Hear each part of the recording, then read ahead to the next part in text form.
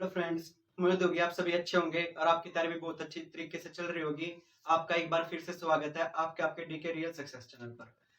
आज का टॉपिक हम एनसीईआरटी बुक्स पढ़ेंगे, जिसमें से बहुत बार हरियाणा बोर्ड पूछता है। मतलब हरियाणा बोर्ड के स्कूल के बच्चे पढ़ सकते हैं जिसे, और जो सरकारी नौकरी की तैयारी करते हैं उनके लिए तो बहुत ही अच्छी बात है, क्योंकि वहीं से पूछा जाता है। और एचएससी तो बहुत वहीं से पूछते हैं और एसएससी भी। ठीक है, तो उसको पढ़ेंगे आज, ध्यान से देखेंगे। तो हरियाणा पॉलिटी पढ़ेंगे आज। क्या पढ़ेंगे? पॉलिटी। तो हरियाणा बोर्ड मतलब क्लास 6 से स्टार्ट करते हैं, बिल्कुल बेस से स्टार्ट करेंगे। ठीक है, क्लास 6 की बुक है एक। बुक का नाम है सोशल एंड पॉलिटिकल लाइफ।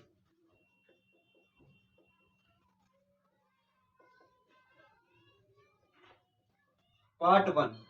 ठीक है, social and political life part 1, ये नाम है बुक का। ठीक है, इसको पढ़ेंगे हम। पार्ट 1 है इसका। ये सबसे पहले ये बुक है। इस बुक में अगर इसको आप बुक को अच्छी तरह पढ़ोगे, बिल्कुल अपने आप से पढ़ोगे, तो बहुत ही अच्छी बात है। मतलब समाज की जो जानकारी होती है ना, इस बुक से वो भी मिल जाएगी। ठीक है, इस बुक में 9 चैप्टर हैं और हम इन 9 चैप्टरों को पूरा अच्छी तरह डिटेल में, बिल्कुल एक एक क्वेश्चन जो एग्जाम के पॉइंट ऑफ व्यू से होगा आपके, वो पढ़ लेंगे। ठीक है, एक भी क्वेश्चन नहीं छूटेगा इस बुक से आपका, और ये आपकी बुक 4-5 दिन में हो जाएगी कंप्लीट। तो देखते हैं। अब देखेंगे सबसे पहले क्वेश्चन क्या क्या बनते हैं।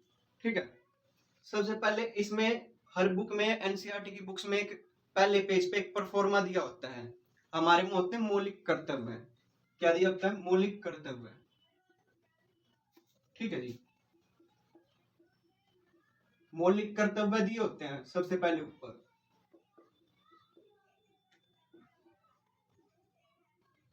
ये मौलिक कर्तव्य दिए होते हैं और 11 लिखे होते हैं लिस्ट में। कभी पढ़ना उस अपने एनसीईआरटी बुक्स में 11 लिखे होते हैं। ये सारे के सारे 11 कितने होते हैं? टोटल 11 होते हैं जी। ये टोटल है 11। ठीक है, ये मौलिक कर्तव्य कितने हैं? टोटल 11 है। ठीक है, और 11 ये आए कि भाई ऐसे ऐसे हैं मौलिक कर्तव्य। और ये कैसे आए? इनमें जी अनुच्छेद 51A, याद रखेंगे आप। अनुच्छेद 51A के तहत मौलिक कर्तव्य है 51। ठीक है, 51 अनुच्छेद है उसके अंतर्गत। और आठ वो कौन से पार्ट में है ये? भाग बोलेंगे जल्दी से। 4 या 4A। ठीक है, भाग 4 कैसे है ये? अनुच्छेद 51 में भाग 4 कैसे? ठीक है, क्या? मौलिक कर्तव्य। टोटल कितने हैं जी? 11 है। ठीक है, अब क्या देखेंगे? इतनी बात होगी। और ये कौन से संशोधन के द्वारा आए? ये भी पूछ लेता, कौन से संशोधन के द्वारा आए? जल्दी से बताएंगे। तो ये जी आपके 42 में संविधान संशोधन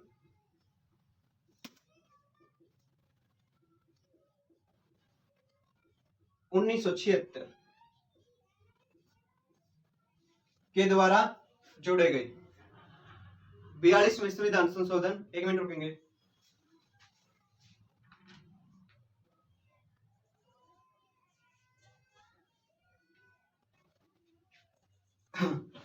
बयालीस में संविधान संशोधन 1976 के द्वारा जोड़े गए।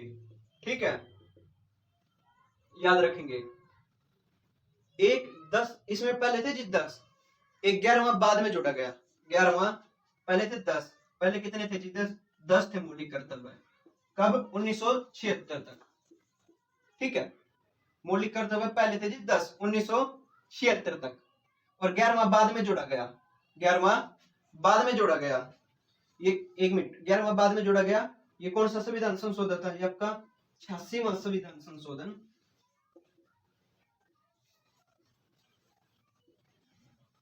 86वें संविधान संशोधन के द्वारा 11वां जोड़ा गया जी। ठीक है, और कौन से सन में? 2002 में, 2002 में जोड़ा गया। ठीक है, इस पार्ट से क्वेश्चन जरूर मिलता है पेपर में, या तो ये संविधान संशोधन पूछ लेता है, या इसका भाग पूछ लेता है, या अनुच्छेद, या टोटल तो 11 है, और कौन सा लास्ट में जोड़ा गया? वो 86वां संविधान संशोधन 2002 में। ठीक है, ये संविधान संशोधन पूछ सकता है। या फिर इसमें क्या पूछ सकता है कि जो 11वां जोड़ा गया, 86वां संविधान संशोधन हुआ 2002 में, वो क्या था? तो उसमें आप लिखेंगे जी, वो था जी लास्ट जो 11वां संविधान संशोधन हुआ, 5 वर्ष से 14 वर्ष, मतलब 14 ईयर्स तक सभी बच्चे जो संरक्षित है, जो संरक्षक है, उनके संरक्षक है, जैसे माता पिता हुए या कोई भी थर्ड पार्टी, उनको शिक्षा प्रदान कराएगी।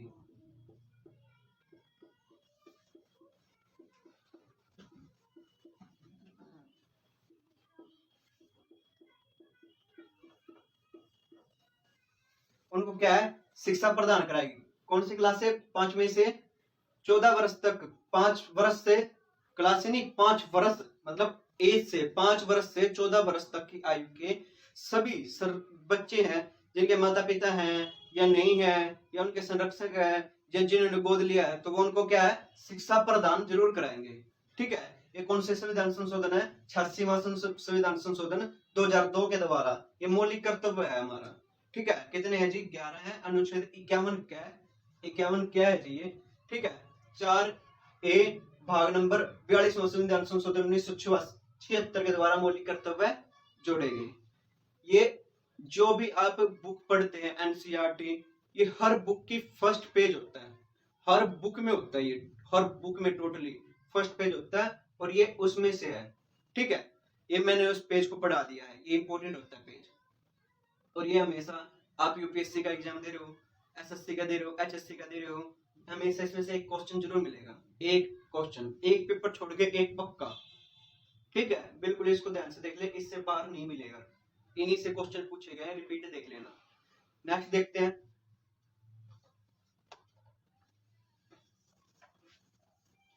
जल्दी से, जब तक एक क्वेश्चन बताएंगे। हिंदी का पूछता हूं, समीर का क्या अर्थ होता है? समीर का अर्थ बताएंगे। देखते हैं कितने बच्चे बता पाते हैं समीर का अर्थ। तो जी समीर का अर्थ होता है हवा या पवन। समीर का अर्थ होता है हवा या पवन। ये क्वेश्चन पूछा गया है एमटीएस के बहुत 2-3 साल पहले पूछा गया था ये प्रीवियस एग्जाम में। समीर का अर्थ होता है हवा या पवन। ठीक है, और कौन पुत्र? हनुमान जी। ठीक है, उसके बाद इसमें जी फर्स्ट चैप्टर पढ़ रहे हैं हम अभी, इस बुक का फर्स्ट चैप्टर इतना करा दिया। अब फर्स्ट चैप्टर पे चलते हैं। उसमें 2 डिफरेंस बताए हैं बस, 2 स्टेट्स के बारे में बताया गया है, और एक जलियांवाला हत्याकांड हुआ था उसके बारे में थोड़ा सा बताया गया है।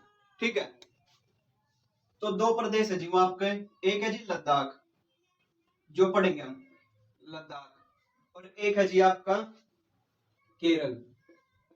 क्या नाम है? केरल। ठीक है, धीरे धीरे स्टार्टअप करते चलेंगे, एकदम नहीं ऐसे मैं पढ़ा दूंगा, ऐसे तो मैं सब कुछ पढ़ा दूंगा भाई, ये इसका मतलब ये नृत्य है, ये शैली है, ऐसे नहीं करेंगे। जितना बुक में दिया उतना पढ़ते चलेंगे, बाद में फिर सब कुछ एक बार आराम से कर लेंगे। ठीक है, एनसीईआरटी के थ्रू चलेंगे, बिल्कुल उसमें सारा 12th तक क्लियर हो जाएगा धीरे धीरे। लद्दाख और केरल बताया हुआ जी। ठीक है, तो सबसे पहले हम लद्दाख पढ़ेंगे। लद्दाख में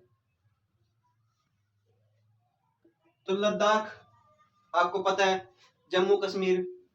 ठीक है, 370 धारा, ठीक है, हट चुकी है वो। लद्दाख है ना जी, लद्दाख, उसमें 2 बातें हैं। इसमें क्या है, लद्दाख में ना एक किस्म के ना ऊन मिलती है, बहुत खास किस्म की, जो बहुत महंगी होती है। और आपको पता है वहां पे जम्मू कश्मीर में क्या है, बड़े बड़े पहाड़ हैं और रेगिस्तान है, ठंडा रेगिस्तान है पर वहां पे, ठीक है, ये याद रखना। कभी सोचे लद्दाख में रेगिस्तान है, ठंडा रेगिस्तान है वहां पे, और वहां पे एक विशेष प्रकार की ऊन मिलती है, उस ऊन का नाम बताएंगे जल्दी से। तो लद्दाख में ना एक विशेष प्रकार की ऊन मिलती है, विशेष प्रकार की ऊन,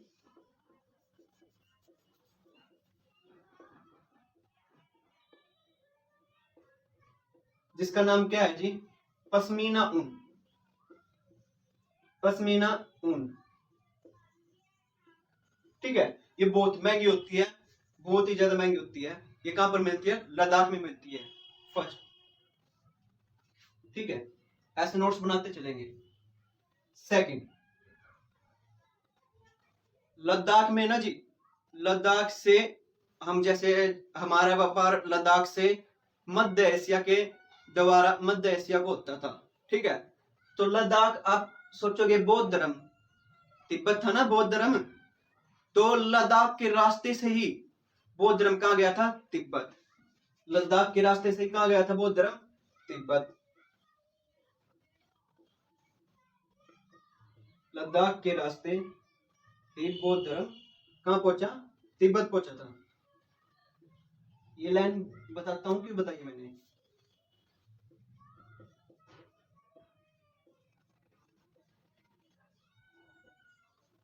ये दिख रहा है इधर, इस तरफ का, कहां तक दिख रहा है, यहां तक, ठीक है। आप नहीं दिखे तो थोड़ा देख लेना। बौद्ध धर्म कहां तक पहुंचा, तिब्बत पहुंचा जी, ठीक है। इस लाइन की इंपोर्टेंस में बताता हूं। तिब्बत पहुंच गया, और यहाँ का तिब्बत का एक ग्रंथ है, बहुत बार पेपर में पूछा गया, एसएससी में, उठा के देख लेना। तिब्बत का एक खास ग्रंथ है, तिब्बत का, तिब्बत का ग्रंथ है,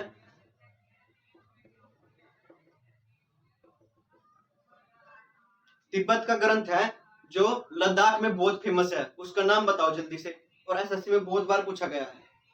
क्या नाम है सर जी, हमने तो इतना पढ़ रखा है, लूसेंट पढ़ ली, वो पढ़ ली, देख लो छठी क्लास का नहीं आता मैं, है ना, पढ़ लो। तिब्बत का ग्रंथ है, यहीं से बौद्ध धर्म पहुंचा। तो तिब्बत का ग्रंथ है केसर सागर। क्या नाम है, केसर सागर, केसर सागर, जो कहां पर फेमस है, कहां पर फेमस है, लद्दाख में बहुत फेमस है। लद्दाख में बहुत फेमस है कौन सा ग्रंथ, केसर सागर। और किसका ग्रंथ है, तिब्बत का ग्रंथ है ये, ठीक है। पूछा जाता है तिब्बत का ग्रंथ केसर सागर, सीएच असल में 2019 में पूछा हुआ क्वेश्चन, और 2021 में भी, ठीक है। उसके बाद देखो, यहीं से बौद्ध धर्म तिब्बत पहुंचा। तिब्बत का ग्रंथ केसर सागर भी कहां फेमस है, लद्दाख में फेमस है। इसलिए क्या है, लद्दाख को छोटा तिब्बत भी कहा जाता है। लद्दाख को क्या कहा जाता है जी, छोटा तिब्बत, लद्दाख को छोटा तिब्बत।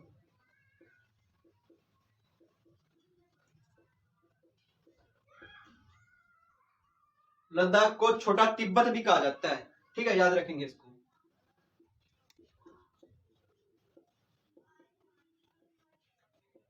समझ गए हो गया भैया, क्यों लिखवाई थी कि रास्ते बौद्ध धर्म पहुंचे, और क्यों पहुंचे थे, क्योंकि वहीं से मध्य एशिया को व्यापार किया जाता था लद्दाख के रास्ते ही।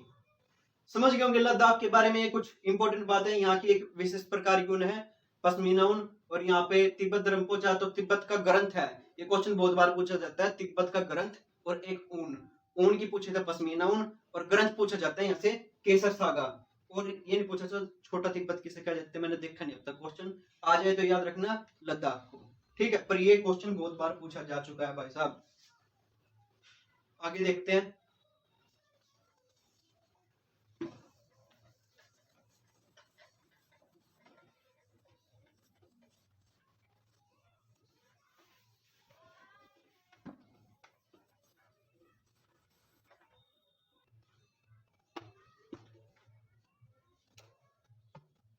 ठीक है, इसके बाद देखते हैं। हमने क्या था, लद्दाख पढ़ लिया, केरल पढ़ते हैं। केरल, केरल बहुत इंपॉर्टेंट है हमारे लिए, बहुत। इसमें जैसे लद्दाख का एक क्वेश्चन बताया आपको, तिब्बत का, इसमें से भी एक दो क्वेश्चन बताऊंगा जो आपको एसएससी में पूछे गए और पूछे जाते हैं, रिपीट होते हैं, ठीक है। केरल, केरल में ध्यान से देखना आप। केरल के मैप ऐसे होता है ना, मैप ऐसे आप इंडिया का मैप उठा के देखना, उसमें ना वो एक तरफ तो जल से गिरा हुआ है, देखो इधर इस साइड जल से गिरा हुआ है और एक तरफ पहाड़ियां है। क्या है? पहाड़ियां। एक तरफ मैप ऐसे जाएगा ना, तो आप देखना यहाँ पे इस साइड केरल है और इस साइड पानी होगा और इस साइड क्या उसके राज्य है, और राज्य में यहाँ क्या है? पहाड़ियां है, अन्नामुलाई की पहाड़ियां। याद आ गई होंगी आपको। ठीक है, तो यहाँ पे पहाड़ियां हैं। तो सबसे पहला पॉइंट तो यही हुआ, क्या है कि केरल एक तरफ से तो जल से गिरा हुआ है, एक तरफ जल से, एक तरफ जल से और दूसरी तरफ पहाड़ियों से, दूसरी तरफ पहाड़ियों से गिरा हुआ है। ठीक है, एक तो ये हो गया। सेकंड, इतना होने के बाद ये तो पता चल गया आपको, मैप को देखना, ध्यान से देखना, एक तरफ जल से गिरा और एक तरफ पहाड़ियों से। सेकंड पॉइंट, यहां से आपको सबको पता है कि व्यापार होता है। व्यापार होता है किस किस चीज का? मसाले फेमस है, यहां से व्यापार होता है इनका, मसालों का। मसालों में जैसे काली मिर्च,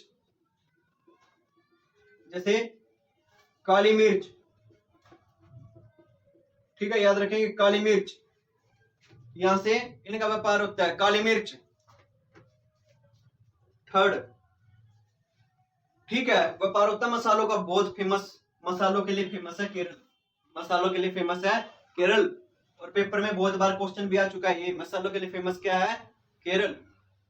थर्ड, और ये भी आ चुका है, एक तरफ जो जल से गिरा और दूसरी तरफ पहाड़ी से, तो केरल है। ठीक है, सबसे पहले केरल कौन आया था?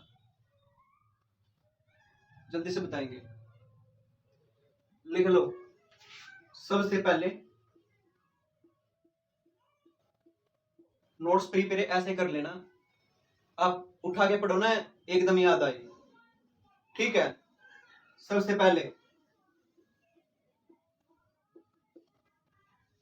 केरल में आए थे जी यहूदी और अरबी, यहूदी एवं अरबी।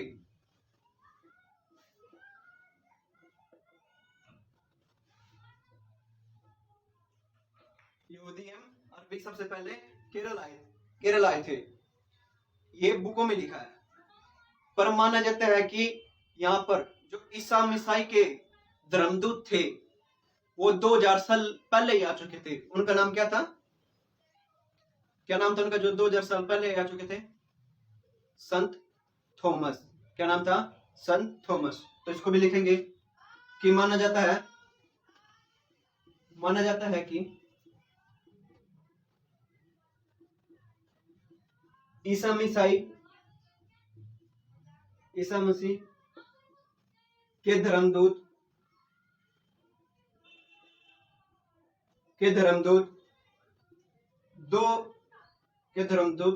संत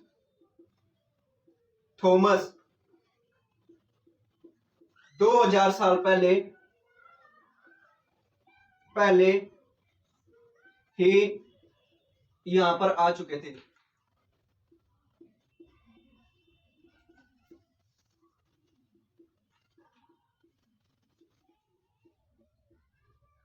ठीक है, इसको भी आप याद रखेंगे कि संत थॉमस 2000 साल पहले ही यहां पर आ चुके थे। कहां पर? केरल में। ये बात होगी। यहूदी अरबी आए थे जी सबसे पहले। और कौन आया केरल में? जब आधुनिक भारत में, याद रखेंगे जल्दी से, आधुनिक भारत याद आया तो और कौन आया केरल में?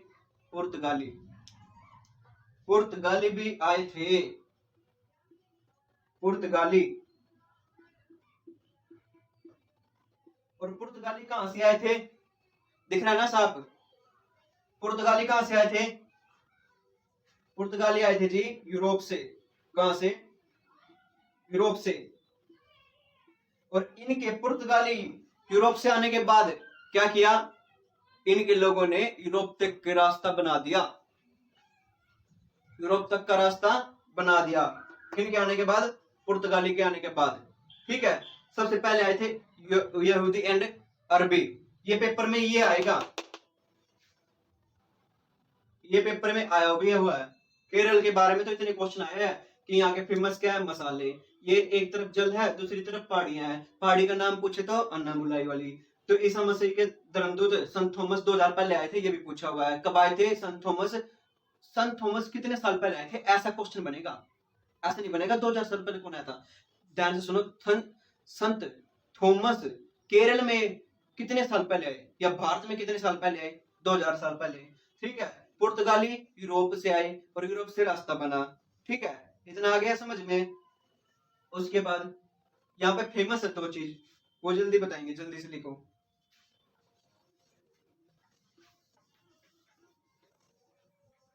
वीडियो को रोक के नोट डाउन कर लेना, जिसको अपने नोट्स प्रिपेयर करने हैं साथ साथ। पहले समझते रहना, फिर नोट्स डाउन कर लेना बाद में, स्क्रीनशॉट लेना नहीं तो। ठीक है, आगे देखेंगे और क्या है केरल की फेमस। कौन सा त्योहार मनाया जाता है यहाँ पे, क्वेश्चन बहुत बार आया है और आपको तो ये पता ही होगा। जो तैयारी करते हैं उनको उम्मीद है सबको पता होगा मेरी तरफ से। तो यहाँ पे त्योहार मनाया जाता है जी ओणम। कौन सा मनाया जाता है? ओणम। फेस्टिवल का नाम है ओणम। बहुत बार पेपर में पूछा जाता है कि ओणम कहाँ का त्योहार है? केरल का। केरल में कौन सा त्योहार मनाया जाता है? ओणम। ठीक है, जैसे बिहू असम का, वैसे ही केरल का ओणम। ठीक है। और एक यहाँ पे आकर्षण का केंद्र क्या है केरल में?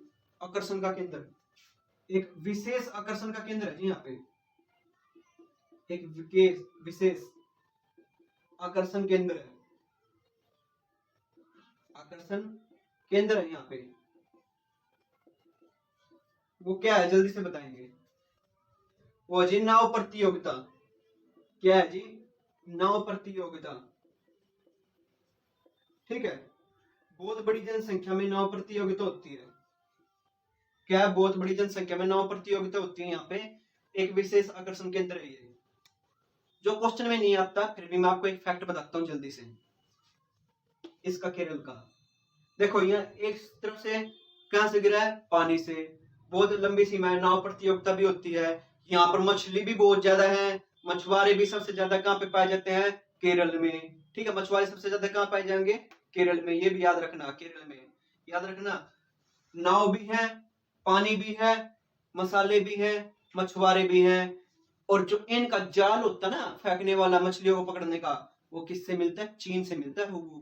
चीन से। क्योंकि क्यों? चीन में भी बहुत सारे मछली के वीडियो देखना कैसे पकड़ते हैं वो जाल, इतने बड़े बड़े, है ना। तो यहाँ पे क्या है? मछुआरों की संख्या ज्यादा है, मछुआरों की संख्या ज्यादा है। और जाल कहां से मिलता है इनका? जाल पकड़ने वाला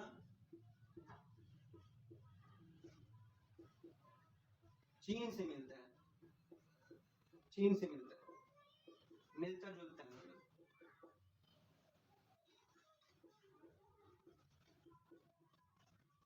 ठीक है जी। और जब मैं नृत्य करवाऊंगा वो अलग से कराऊंगा।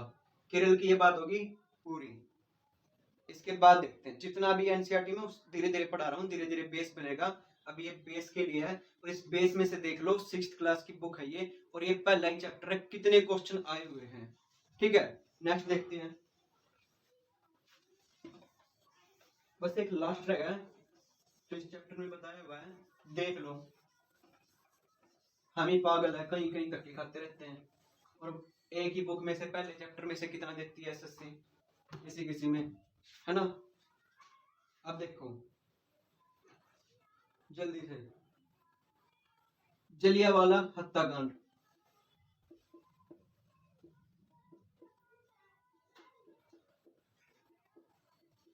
बाग हत्याकांड। ठीक है,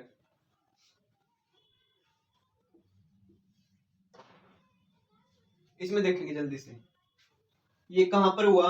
अमृतसर में। कहां पर हुआ जी? ये अमृतसर में हुआ, अमृतसर में हुआ। आप सोचेंगे ये तो बड़े आसान क्वेश्चन है भाई, और मैंने पहले बोला था इस वीडियो को स्कूल वाला बच्चा भी देख सकता है। एनसीईआरटी बुक्स है 6th क्लास की, और जो पढ़ाई करने वाले हैं वो भी देख सकते हैं सरकारी नौकरी की, क्योंकि सरकारी नौकरी में बहुत क्वेश्चन आते हैं और मैं पॉइंट निकाल निकाल के पढ़ा रहा हूँ, बिल्कुल निचोड़ निचोड़ के, और एक भी क्वेश्चन नहीं छोड़ूंगा। अमृतसर में हुआ, कब हुआ? 13 अप्रैल 1919 को। ठीक है, अब दो क्वेश्चन मैं आपको दूंगा। एक तो किसने करवाया, किसने ऑर्डर दिया था गोलियां मारने के? ठीक है, ये तो आप बता भी दोगे। एक, जलियांवाला बाग हत्याकांड होने के बाद ना एक गीत गाया गया था, उस गीत का नाम बताएंगे आप। और इफ्टा ने गाया था, ये तो मतलब मैं आपको बता देता हूँ। इफ्टा भारत की एक संगीत है, बहुत सारी जैसे होती है, अलग अलग नाम होता है, ये इफ्टा है, इन्होंने गाया था ये। जलियांवाला बाग हत्याकांड होने के बाद ही तुरंत इन्होंने गाया था, मतलब ये गीत उसके ऊपर है, गाया गया ये। और कौन सा गीत गाया था ये बताएंगे आप, गीत कौन सा था? थोड़ी सी दो लाइन उसके बारे में बता देंगे, क्योंकि इतना बड़ा था जलियांवाला बाग हत्याकांड, आपको पता होगा कितने करोड़ लोग मर गए थे। ठीक है, इतनी जनसंख्या में बड़ी में मरे थे। तो आप ये दो क्वेश्चन बताएंगे। ठीक है, तो इस वीडियो में आपका 6th क्लास का फर्स्ट चैप्टर पूरा हो गया, और आपने देख ही लिया होगा कि कितने क्वेश्चन आते हैं एसएससी में भी, एचएससी में भी, और यूपीएससी में भी। और ये देखो अभी दो क्वेश्चन दिए आपको, ये आप बता देना कमेंट में, तो मैं समझूंगा आप पढ़ रहे हैं। ठीक है, साथ साथ। और अगर वीडियो आपको अच्छी लगी हो तो वीडियो को लाइक करा करो, ज्यादा से ज्यादा चैनल को सब्सक्राइब करना, और ज्यादा से ज्यादा वीडियो को शेयर करना। Thank you all of you.